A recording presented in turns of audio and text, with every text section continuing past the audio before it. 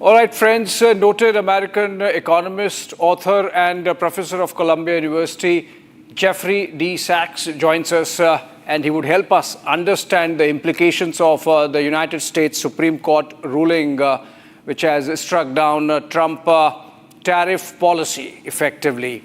That was announced on Liberation Day. President Trump's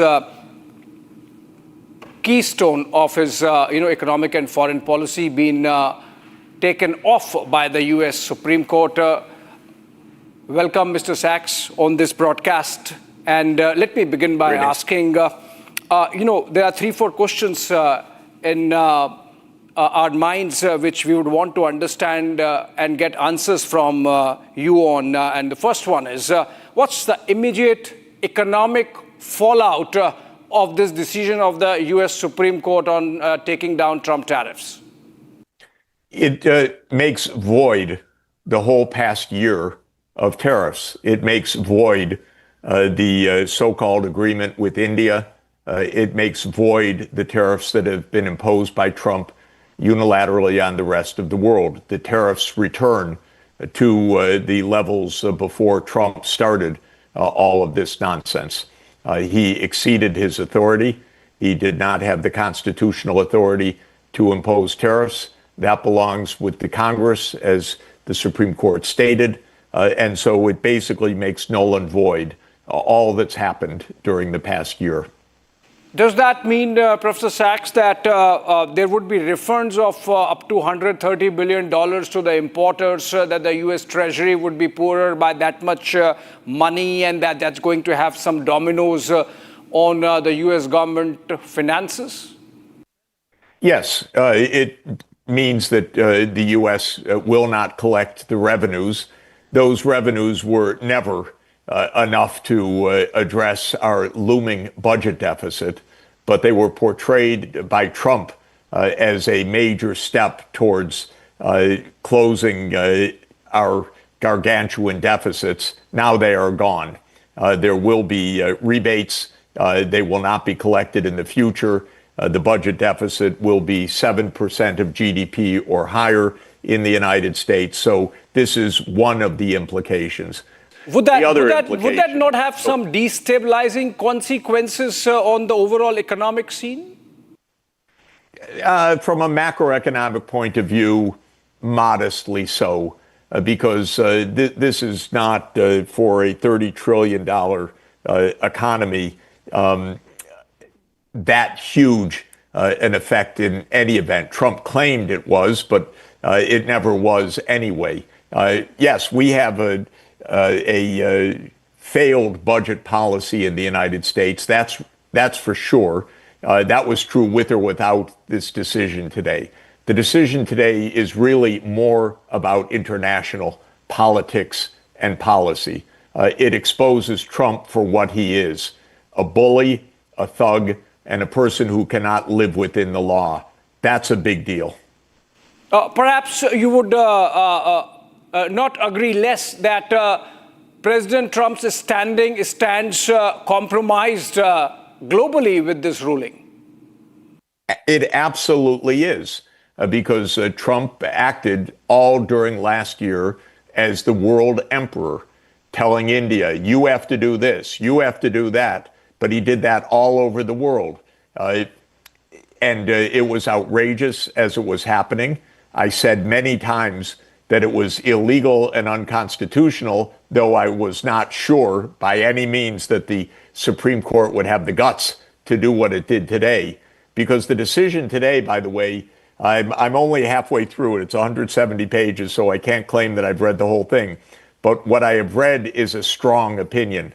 The Chief Justice wrote the lead opinion. I'm proud of that. He's my classmate from college many years ago.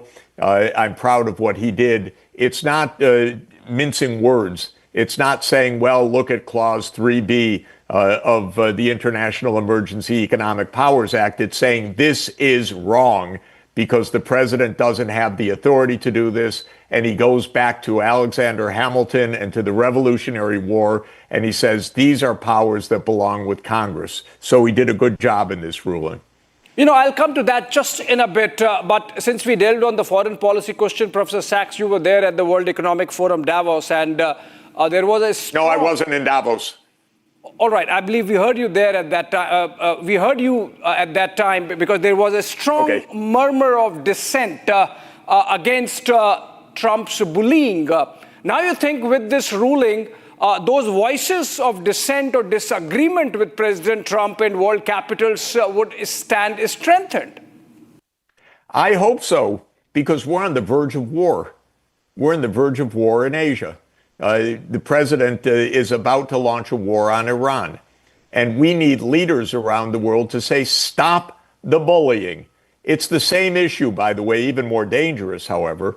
The president does not have the authority to launch a war on Iran. The only one with the authority in the U.S. is the Congress. And moreover, under the UN Charter, it's violently against international law. But, world leaders have been cowed by the bullying. They're quiet. They don't want to get hit. They don't want to get hit with another tariff. Well, now they're not going to get hit with another tariff. So speak out and say, don't go to war. Enough destabilization in the world. Enough one-person rule. That's what I hope comes out of this. If that be the case, then what are the options available to the U.S. president now? Donald Trump, can he hit back at the U.S. top court in some manner? Can he still find a way around? He has, in the first reaction, called this ruling disgraceful. Well, good that he has, because that means that he doesn't have easy remedies. He wouldn't care if he was just going to invoke some other piece of legislation. I don't believe that he can do so. The way he acted was not rational. It didn't even pursue American interests, much less anybody else's interests. And what he would do is, in some moment, he would say, well, India's misbehaving. I put on an extra penalty. Or this country's misbehaving. I don't like the advertisement that was run in Ontario, so I'm putting penalties on Canada. This is thuggery and destructive.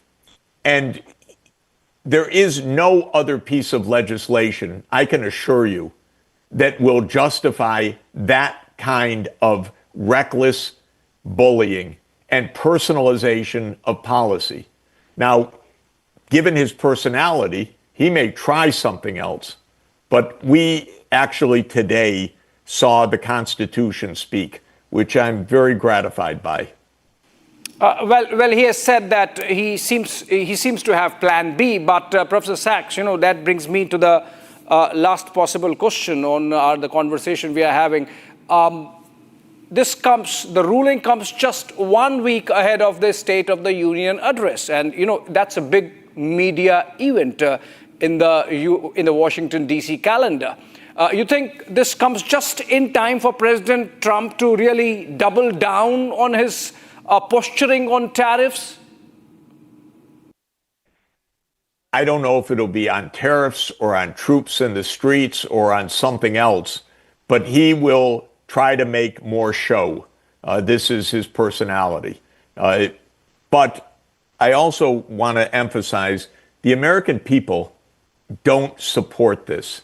He's not a politician with popularity. He's a politician with some fervent supporters, but there may be a quarter of the population, and his overall approval rating is something closer to about 35% approval and well over 50% disapproval. So he may try some other maneuver. May have nothing to do with tariffs. He's a showman. He's a bully. He may try to bully on something else.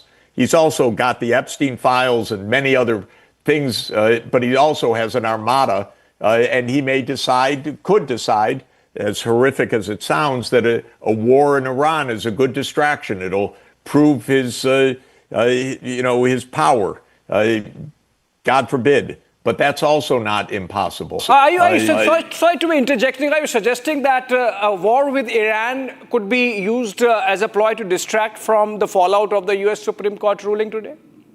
Look, it wouldn't be the first time that a political leader that is hemmed in domestically does something externally to show, who's who. I'm not predicting that. I think every part of the military buildup that's taking place right now in the Straits of Hormuz and so forth is absolutely illegal, unconstitutional, reckless, and dangerous for the world. But it wouldn't be past Trump to say, well, I'll show you who can do what and launch a war on that basis. Well, the mobilization suggests that there could be some action over the next 48 hours, perhaps. That is correct. I think we should fear that. I would like to hear world leaders stand up publicly right now and say, don't do it. Don't do it. This is dangerous. All right. That brings me to the last question, Professor Sachs, and which is that just as this comes ahead of the State of the Union address, this also comes ahead of the midterm polls. You think this is going to have consequences for the president, for the mega constituency, and for the people of America when they go to make their choice in the midterms? Definitely. This exposes the fallacies of the Trump policies. He's already unpopular. He's already going to lose one or both houses of Congress. And this will absolutely add to the weight of opinion against him. And to end the conversation, can I say that most of your positions actually come as someone who opposes President Trump and most of his policies? I oppose most of our presidents, I have to say, over the years, because I don't like the way our country has been governed. But I want to say that during the past year, as I've spoken many times in the Indian media, I have repeatedly said that this is illegal, that it is an unconstitutional grab, and that it is bullying, and that it makes no economic sense. So what I'm saying today is what I've been saying for the past year. Thank you so much, Professor Jeffrey D. Sachs, for your fair and frank conversation with Republic Media Network. Thank you so much. Thank you.